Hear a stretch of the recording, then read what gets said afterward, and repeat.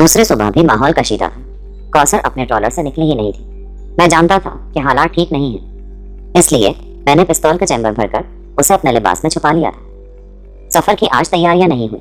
मैकना की हालत ठीक नहीं थी। उसे होश आ गया था, लेकिन अभी तक उसने किसी से बात नहीं की थी। 10 बजे सब लोग जमा हो गए।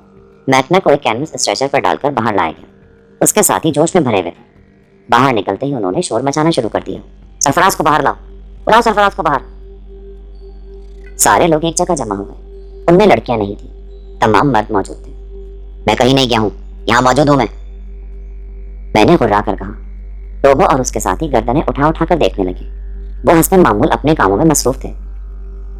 तुम्हारी तबीयत कैसी है मैकना? डॉक्टर मैकार्ड ने पूछा। ठीक हूं। मैकना खूनी निगाहों से मुझे घूरता हुआ बोला। वो सहारा लेकर उठ गया था। तुमने इतनी शराब क्यों पी कि होश में ना रहो? मैं होश में था। इसका मतलब है कि तुमने जानबूझकर डैनिलिया पर दस्तदराजी की? डैनिलिया? हाँ, उसने इल्जाम लगाया है कि तुमने रात को उस पर मुजरिमाना हमला करने की कोशिश की। ओह, पर वो डैनिलिया नहीं थी। क्या मतलब? तो यह ड्रामा खेला गया है। मैकना नफरत ज़दा अंदाज में बोला और मेरा हाथ जेब की जानिब रेंग गया। ये ठीक है कि मैंने अपनी महबूबा से उसकी आगोश तलब की थी, लेकिन वो डैनिलिया नहीं बल्कि। और मेरे पिस्तौल से फायर हुआ। गोली मैकना के हलक में दाखिल होकर बुद्धि से निकल गई। तमाम लोग लरस कर रह गए। दूसरा और फिर तीसरा फायर हुआ, जिसमें से एक गोली मैकना के सर में लगी और दूसरे दिल के मकाम पर। मैकना का तड़पता हुआ जिस्म स्ट्रेचर से नीचे आ गया। पकड़ो, मारो, खूनी है, कातिल, कत्ल हो गया। सहमे हुए लोग चीख पड़े। खबरदार, किसी ने हिलने की कोशिश की तो गोली मार दूंगा। मैं पीछे हट गया। ओ सुअर के बच्चे, फेंक दो पिस्तौल, जलील कमीने कहीं के। नवाब साहब मेरे ऊपर दौड़ पड़े, लेकिन मैं कुछ और पीछे हट गया। मैं इस वक्त किसी के साथ रायत नहीं कर सकूंगा नवाब साहब। तो मार दे मुझे गोली, मैं ही तुझे लाया था ना। और अचानक मैकना के साथी मेरे ऊपर झपट पड़े। मैंने पिस्तौल से एक और फायर कर दिया और गोली मैकना के एक साथी की टांग में लगी। बस, खेल खत्म कर दो। अचानक टोबो की खौफनाक गुर्राहट सुनाई दी और सब चौंक पड़े। टोबो और उसके साथी राइफलें ताने हुए खड़े थे और फिर उनमें से एक ने क्राउड के शाने पर राइफल का दस्ता मारकर उसके हाथ से पिस्तौल छीन लिया। अगर किसी ने मास्टर को नुकसान पहुंचाने की कोशिश की तो उसे भून कर रख दिया जाएगा। टोबो! कर्नल डिक्सन गुर्राया। हम सिर्फ किराए के आदमी हैं कर्नल, किसी के गुलाम नहीं। हम मास्टर के साथ हैं। पीछे हट जाओ सब लोग, वरना सबकी लाशें यहाँ पड़ी होंगी। टोबो का अंदाज ऐसा था कि जो कह रहा है कर दिखाएगा। टोबो की उस भरपूर मदाखलत पर मैं भी दंग रह गया था। लेकिन टोबो, इसने। कर्नल ने कुछ कहना चाहा। पहले तुम सबसे मटकर एक जगह जमा हो जाओ, उसके बाद मैं बात करूंगा, टोबो ने कहा। और सिरा पहाड़ से सब खौफजदा हो गए, यहाँ तक कि नवाब साहब भी दूसरे लोगों के साथ जा खड़े हुए। आप कहो, क्या कहना चाहते हो? इसने मैकना को कत्ल कर दिया है, मैकार्ड बोला। यही मुनासिब था, लेकिन सुनो, तुम सबसे ज्यादा मास्टर को मैं जानता हूँ। तुम सब अंधे हो। उन्होंने जो कुछ किया वो जरूरी होगा। तुम सब गधे हो। ये जगह हमारे रहने के काबिल नहीं है। हम अभी इन सबको छोड़ दें तो बेहतर होगा। ठीक है टोबो, अपने 2 साथियों से कहो कि जीप तैयार कर लें। अपने हिस्से की सारी चीजें इसमें भर लें। हम चलेंगे। ओके चीफ, टोबो बोला। फिर उसके 2 साथी और वो खुद सबको कवर किए खड़े रहे और बाकी 2 साथी जीप तैयार करने लगे। तेरे बारे में मैंने शदीद धोखा खाया। काश मैं तुझे पहचान सकता। नवाब साहब बोले। हाँ नवाब साहब, काश आप मुझे पहचान सकते। मैं तुम सबसे शर्मिंदा हूँ दोस्तों। तुम इसका बदला मुझसे ले सकते हो, नवाब साहब बोले, लेकिन किसी ने उनकी बात का जवाब नहीं दिया। टोबो के साथियों ने जीप तैयार कर ली। जरूरत का हर सामान ले लिया गया था और फिर वो जीप हमारे पास ले आए और हम राइफलों से कवर किए जीप में आ बैठे। खुदा हाफिज नवाब साहब। जिंदगी के किसी दौर में हकीकत मालूम हो जाए तो खुलूस दिल से मुझे माफ कर देना, मैं बोला। और टोबो के साथी ने जीप आगे बढ़ा दी। राइफलों की पहुंच से निकलते ही मैकना के दूसरे साथी दूसरी जीप की तरफ दौड़े। हम काफी आगे निकल चुके थे, लेकिन बहरहाल जीप स्टार्ट करके वो हमारे पीछे चल पड़े। लेकिन टोबो और उसके साथी मुस्कुरा रहे थे और फिर उन्होंने राइफलों से अंधाधुंध फायरिंग शुरू कर दी। ताक़ुब करने वाले जोशीले ठंडे पड़ गए। पिछली जीप रुक गई। मैं अब भी साकित था। मेरा दिल रो रहा था। जो कुछ हुआ ठीक नहीं हुआ था। मैं नवाब साहब को छोड़ना नहीं चाहता था, लेकिन बहरहाल अब गुंजाइश नहीं रही थी। और यूं अचानक मेरी जिंदगी का तीसरा सफर शुरू हो गया था। किस किस को छोड़ने का गम करता। अपने ही छूट गए थे।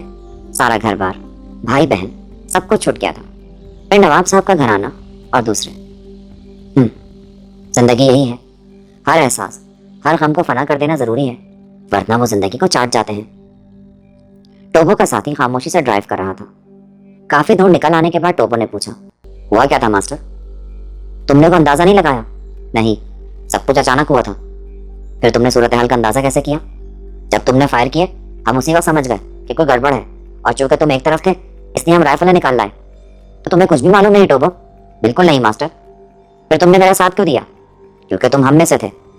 ओह टोबो, मैं इस काबिल नहीं हूँ। तुम जो भी हो, बस स्याह नस्ल से नहीं हो। काश तुम्हारी जिल्द भी स्याह होती। ना जाने तुम्हारी सफ़ेद चमड़ी के नीचे हमारे ऐसा सादा दिल कहाँ से आ गया। उस बदबख्त ने एक लड़की की इज्जत लूटने की कोशिश की थी और तुमने उसे मारा। हाँ, क्या बुरा किया था? लेकिन दूसरे लोग तो उसकी तरफदारी कर रहे थे। हाँ, अब तो गलती हुई मास्टर। उनमें से 2-4 को और मारना चाहिए था। ये सफ़ेद चमड़ी वाले साले तो होते बेगैरत हैं। मगर मास्टर, तुम्हारे साथी को क्या हो गया? वो हकीकत से लाइल थे। ओह, तो ये बात है। बहरहाल छोड़ दो मास्टर, हम उनसे अलहदा रहकर काम करेंगे। दूसरों की तो मुझे परवाह नहीं है टोबो, मगर मेरा साथी नेक है। तुम कहो तो उसे रात को अगवा कर लेंगे। नहीं, इसकी ज़रूरत नहीं है। जो खो गया उसे भूल जाओ। गुड, और यही हमारा फलसफा है मास्टर। ठीक है टोबो, अब बताओ आइंदा क्या किया जाए? हम नैतिका चलेंगे मास्टर। जहन्नुम में जाने दो उन सबको। हम हीरे हासिल करेंगे और फिर वापस चलेंगे। ओके टोबो। मैंने भी खुश दिली से कहा और हमारा सफ़र जारी रहा। ये स्याह चेहरे वाले वाकई अजीम थे। यूं हमें पहली रात एक मखसूस हिस्से में गुजारनी पड़ी। टोबो ने सारे इंतजाम मुकम्मल कर लिए थे। खाने पीने का बंदोबस्त किया गया और रात को हम जीप में ही लेट गए। कल हम पहाड़ी दीवार पार कर लेंगे मास्टर। उसके बाद नदी के किनारे किनारे नैतिका का सफर करेंगे। ठीक है टोबो। और क्या तुमने पेट्रोल भी रखा है? फिक्र मत करो मास्टर, तुम्हारे टोबो ने सारे इंतजाम मुकम्मल किए हैं और हम ऐसे कमजोर तो नहीं कि किसी जगह मार खा जाए। तुम अजीम हो मेरी जान। नहीं मास्टर, अजीम तो तुम हो जिसने हमारे दिलों पर कब्जा किया। टोबो मुस्कुराते हुए बोला और फिर हम सोने के लिए लेट गए। टोबो और उसके साथी जल्दी सो गए, लेकिन मुझे काफी रात गए तक नींद नहीं आई। दूसरी सुबह काफी खुशगवार थी। इब्तदाई 2 घंटे हथियारों की मश्क में सर्फ होंगे मास्टर, उसके बाद हम सफर करेंगे। ओके। फिर हमने हल्का सा नाश्ता किया और उसके बाद टोबो कुल्हाड़ियां लेकर मैदान में आ गया। उसने बड़ी महारत से मुझे कुल्हाड़ी चलाना सिखाई और 2 घंटे तक हमने खूब मश्क की। खुशी की बात यह है मास्टर कि जो कुछ तुम्हें बताया जाता है वो तुम्हारे हाथों पर नक्श हो जाता है। शुक्रिया टोबो, मैंने मुस्कुराते हुए कहा। उसके बाद हमने बकिया नाश्ता किया और फिर रवानगी के लिए तैयार हो गए। अब हम आज़ाद थे, इसीलिए जीप की रफ्तार भी काफ़ी तेज़ रही और फिर शाम होते होते हमने पहाड़ी का आखिरी सिरा छोड़ दिया। पहाड़ से हम दूसरी तरफ घूम गए थे। टोबो ने एक रास्ते का इंतखाब किया और हम उस पर चल पड़े। कोई काबिल जिक्र वाक़या पेश नहीं आया। हम सफ़र करते रहे और फिर शाम के झटपटे में हमें एक कराल नजर आया।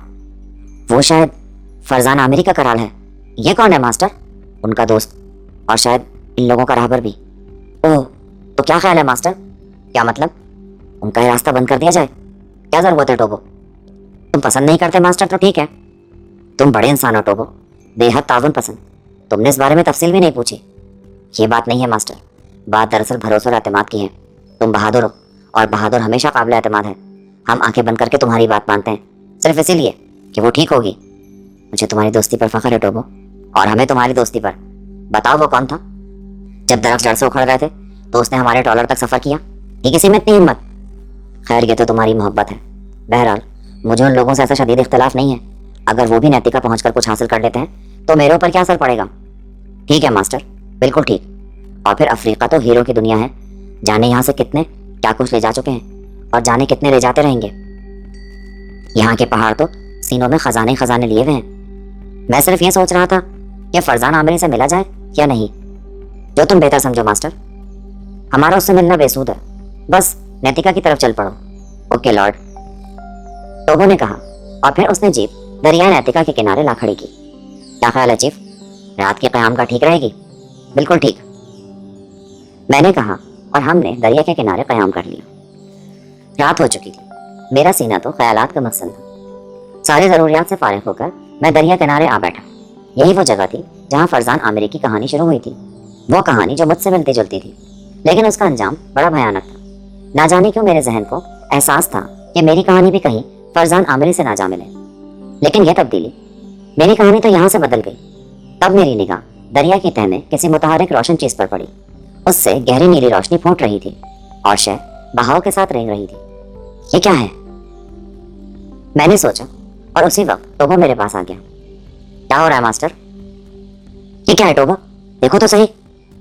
ओह, हीरा है मास्टर। फिरोजा, तुम इसकी चमक पर खुद गौर कर लो। वो देखो, वो शायद याकूत है।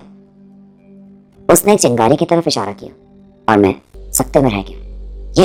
ये हीरे हैं टोबो। हाँ मास्टर, रात की तारीकी में दरिया में सफर करने वाले रोशनी की लकीर खींचते चले जाते हैं। वो देखो, मैं दावे से कह सकता हूँ कि वो अलमास है। तो आओ पकड़े उनको टोबो। नहीं मास्टर, इन नन्ही किरणों से कहाँ बोझल होते फिरोगे। सब्र करो, आगे बहुत कुछ मिलेगा। मैं टोबो की शक्ल देखने लगा, फिर मुझे अपनी बेसब्री पर हंसी आ गई। सॉरी टोबो, लेकिन बहरहाल हीरे ऐसी ही कशिश रखते हैं। हाँ मास्टर, इन चमकदार पत्थरों के शहर से मैं पहले वाकिफ नहीं था, लेकिन तुम्हारी दुनिया में जाने के बाद अंदाजा हुआ कि ये किस कदर पुरसहर होते हैं। आओ टोबो, दरिया किनारे दूर तक सफर करें। पत्थरों का सफर बड़ा दिलकश है। चलो आओ मास्टर। अफ्रीका से हसीन मनाजिर से भरा पड़ा है। यहाँ खौफनाक तूफान भी हैं, वो आदमखोर दरख्त भी हैं जिनकी शाखें इंसानी खून की तलाश में रहती हैं, और सोने के पहाड़ भी। मैं खामोशी से उसके साथ चलता रहा। रोशनियों का सफर जारी था। लुढ़कते हुए पत्थर चमकते हुए दूर तक नजर आते और फिर गुम हो जाते। मास्टर, तुम इन पत्थरों की चमक से बहुत मुतासिर हो ना? हाँ, तुम्हारी दुनिया में मैं इनकी हैसियत से इनकार नहीं करता, लेकिन मुझे बताओ, ये किस काम आते हैं? जिस्मों की जिनत बनाने के अलावा भी कोई काम लिया जा सकता है इनसे? इन्हें तो हथियार के तौर पर भी इस्तेमाल नहीं कर सकते। तुम्हारी दुनिया के लोग इन पत्थरों की मोहब्बत में एक दूसरे को कत्ल कर देते हैं, अपने जैसों को, जो इन पत्थरों से कहीं ज्यादा कीमती होते हैं। मैं तुम्हारी मदद कर सकता हूँ, तुम मुसीबत पड़ने पर मेरी मदद कर सकते हो, पर ये पत्थर, ये तो किसी की कोई मदद नहीं कर सकते मास्टर। तुम ठीक कह रहे हो टोबो, लेकिन बहरहाल लोग इन्हें पूछते हैं। इंसान ने अपनी जरूरतों को नाम दिए हैं टोबो। बहरहाल ये हमारे लिए हैसियत रखते हैं। मैं इनके उसूल में तुम्हारी पूरी पूरी मदद करूंगा मास्टर, तुम परवाह मत करो। मुझे अपनी आन के लिए इनकी जरूरत है टोबो। तुम्हारी आन हमारे ईमान है मास्टर। आओ वापस चलें। कल हम दरिया के किनारे किनारे सफर करेंगे, और जरूरी नहीं कि हम सीधे नैतिका ही चलेंगे। क्या मतलब? देखो, हमें सिर्फ हीरों की तलाश है, ऐसे हीरे जिनकी मिसाल मुश्किल से मिले। हमें हीरे मिल जाएंगे तो हम वापसी का सफर शुरू कर देंगे, टोबो ने कहा, और मैं गर्दन हिलाने लगा। मैं उसके ख्याल से मुत्तफिक था, और यह ठीक भी था। नैतिका से मुझे कोई दिलचस्पी नहीं थी। मैं तो सिर्फ हीरे हासिल करना चाहता था, वो जहां से भी मिले। नैतिका जाने का जरूरी था। चनाचा मैंने टोबो से पूरा इत्तेफाक किया, और हम वापस जीप के करीब आ गए, जो हमारा कैंप भी था। टोबो मेरे करीब ही आराम करने लेट गया। वो खामोशी से चांद को तक रहा था। इसी तरह खामोशी से वक्त गुजरने लगा। मास्टर, क्या बात है टोबो? नींद नहीं आ रही मास्टर तुम्हें? हाँ। तुम्हें भी नींद नहीं आ रही टोबो? नहीं मास्टर। क्यों? बस यूं ही मास्टर, मेरी जिंदगी भी बहुत अजीब रही है। हाँ टोबो, जिंदगी में बेशुमार वाकयात खुद ब खुद घुस आते हैं। हमने कभी उनके बारे में सोचा भी नहीं होता, लेकिन वो हम पर ना जाने कहाँ से आकर मुसल्लत हो जाते हैं। तुम्हारा ख्याल दुरुस्त है मास्टर। बहरहाल छोड़ो इन बातों को। आज से उदासियों को दूर झटक दो, माजी का एक एक नक्श जहन से मिटा दो। एक नए इंसान बनकर जंगल की जिंदगी से लुत्फ उठाओ, अपना मकसद हासिल करो। ख्यालात का बोझ इंसान की सलाहियतों पर असरअंदाज होता है। इस बोझ को जहन से उतार फेंको मास्टर। मुझे टोबो की तजवीज़ पसंद आई। क्या तुम्हें मेरी राय से इख्तिलाफ है मास्टर? नहीं। तो फिर आज से जिंदगी को अपना लो मास्टर। अपना लिया, मैंने जोश से कहा, और टोबो छलांग लगाकर उठ बैठा। हुर्रे! उसने नारा लगाया, और फिर वो बेतुके अंदाज में उछलने कूदने लगा। साथ साथ वो कुछ गा भी रहा था। यकीनन बेवक्त की रागनी थी, लेकिन मुझे हंसी उसके साथियों पर आई जो गहरी नींद सो रहे थे। वो घबरा कर उठे और फिर उसी घबराए हुए अंदाज में टोबो के साथ उछल कूद करने लगे। मैं भी उनके साथ उछल कूद में शरीक हो गया। टोबो और उसके साथी खुश हो गए, और फिर ना जाने अब तक हमारी ये उछल कूद जारी रही। फिर एक अजनबी वजूद ने हमारी उस तरंग को तोड़ दिया। यूं ही एक तरफ निगाह उठ गई, तब एक हेवला नजर आया और हम चौंक पड़े। अजनबी हेवला हमारे दरमियान कहाँ से आ गया? मैंने टोबो के कंधे पर हाथ रखा। Yes master. वो देखो, उधर देखो टोबो। अरे ये कौन है? टोबो उछल पड़ा। फिर उसने इतनी फुर्ती से लपक कर राइफल उठाई कि मैं हैरान रह गया। टोबो की राइफल का रुख उस तरफ था। फिर वो तेजी से उसके करीब पहुंच गया। हाथ ऊपर उठा दो, उसने राइफल की नाल अजनबी के सीने पर टिकाते हुए कहा, और अजनबी ने दोनों हाथ बुलंद कर दिए।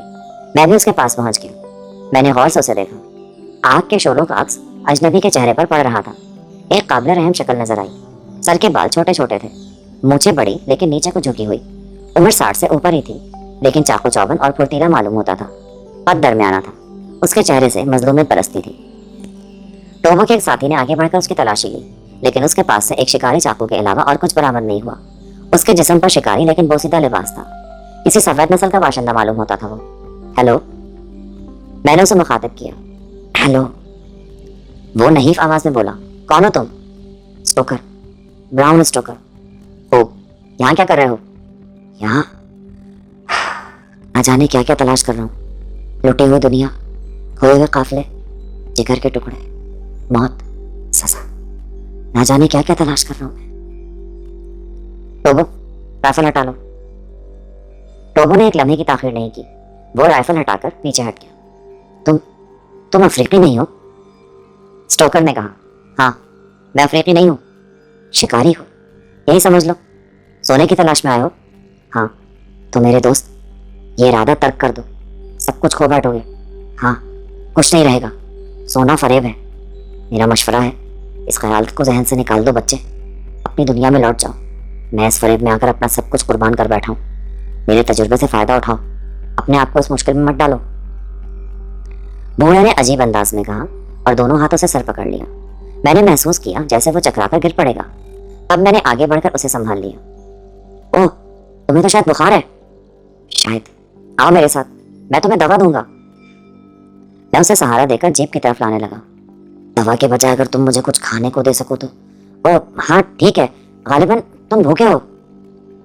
मैंने टोबो के एक साथी से खाने का बंदोबस्त करने के लिए कहा और फिर उसे साथ लेकर जीप में आके बैठ गया। गालिबन कह रहे हो दोस्त, क्या तुम इस बात पर यकीन करोगे कि मैंने अपने शिकारी चाकू से तकरीबन 10 रोज कबल एक पहाड़ी चूहा शिकार करके खाया था। उसके बाद मुझे कोई चीज ना मिल सकी। जाहिर है यहाँ शिकार तो बहुत है, लेकिन उसे हाथों से शिकार नहीं किया जा सकता। ओह, मैंने गर्दन हिलाई। बहरहाल थोड़ी देर के बाद उसके सामने खाना पहुंच गया और वह उस पर टूट पड़ा। मैं और टोबो के साथ ही उसे दिलचस्पी से देखते रहे।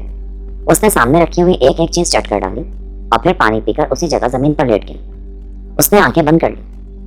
हम लोग खामोशी से उसे देखते रहे। उसकी सांसें भी गहरी थी।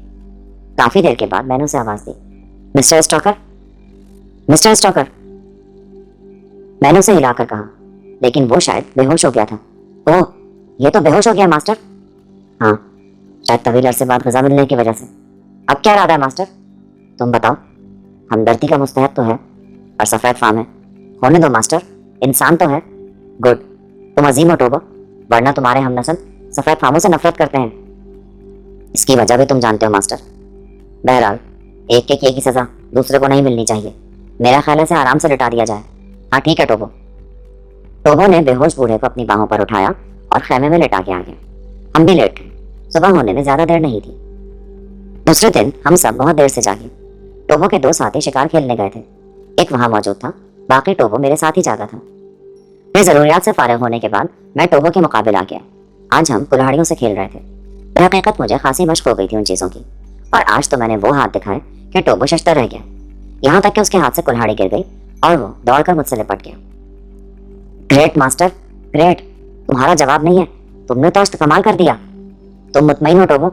मुतमईन तो बहुत मामूली लफ्ज़ है मास्टर, मैं तो हैरान रह गया। आओ, मैंने कहा और हम दोनों ने फिर कुल्हाड़ियाँ उठा ली। फिर हम एक दूसरे पर वहशियाना वार करने लगे। बड़ी खतरनाक तफरी थी। जरा सी लफ्ज़िश दोनों में से किसी एक को खत्म कर सकती थी। टोबो का चेहरा खुशी से खिला पड़ रहा था। खबरदार, पीछे हट जाओ, मैं गोली मार दूंगा। अपलोड्स के नोटिफिकेशन हासिल करने के लिए हमारे चैनल को सब्सक्राइब करें और साथ में दिए गए घंटे के निशान को दबाना ना भूलें।